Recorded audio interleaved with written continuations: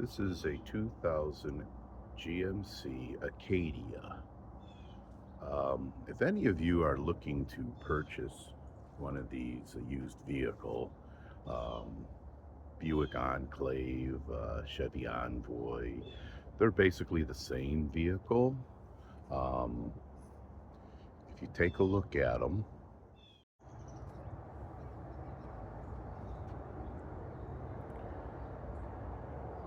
they have the same motors, transmissions,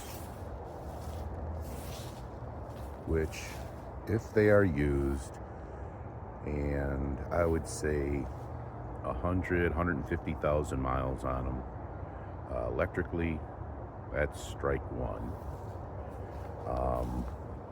The motors are problematic,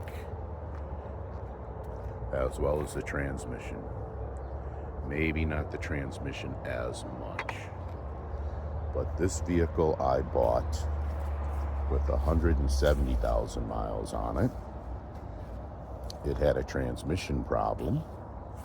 It turned out these transmissions, it needed a valve in the transmission, solenoid, that is made into the valve body, and so is the computer, and so is the filter. It would all have to be replaced. The price for that component was $1,300 to rebuild the whole transmission. That was with no warranty, of course. To rebuild the whole transmission with a warranty was $3,200. So we had that done. Ran beautiful for years. He did all the updates, no problems with the transmission. The motor, you have to add oil every couple weeks. It doesn't leave puddles or anything. It doesn't blow smoke, but it does use quite a bit of oil. Other than that, mechanically, there was many small things that went wrong with it, but a small thing with this vehicle is $400, $500 every time. Electrically, if you have one with the sunroof, stay away from that, definitely. A lot of them will leak. They leak up here in the pillars, and that water comes down. It's gonna leak. You'll have a wet floor. It'll leak on the steering wheel, everywhere over here, down inside where your wires are, and this door will not work any longer. The stereo amplifier does not work, so there is no sound to the stereo. Everything does still work on the stereo. You could see it, but no sound. Those components just add up and add up. They are an electrical nightmare. You'll have water. You could hear the water running through the upper all the way back and to the back of the car.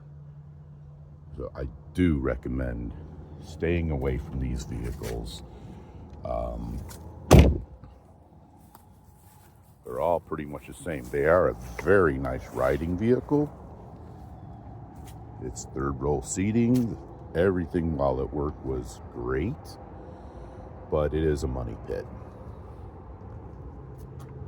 If you look online, you'll find many of them for parting out because of all of these problems.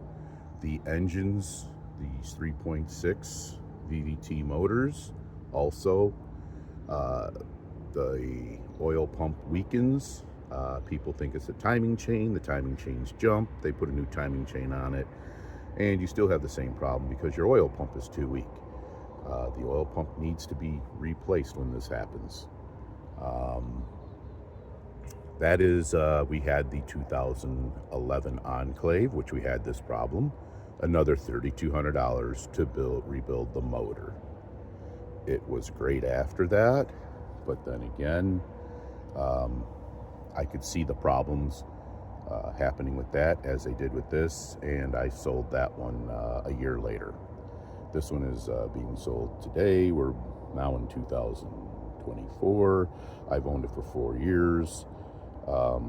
I did enjoy driving the vehicle, but as far as buying another one that would be more than 100,000 miles on it, I would not recommend it. Hope this helps you out.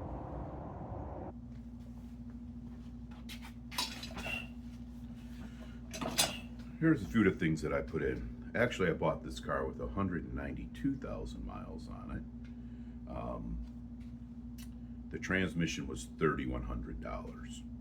That was right off the bat. It wasn't long after I was putting a battery in it. That was over $100. Had to have a gas cap because of it's getting the error code for the vapor leak. Let's see here. The resonator for the exhaust system fell right off of the car. That was another $200. Sway bar links, those were $45. Did them myself. Battery cable myself, which was $53. Then it was a wheel speed sensor after that. That was, looks like $130.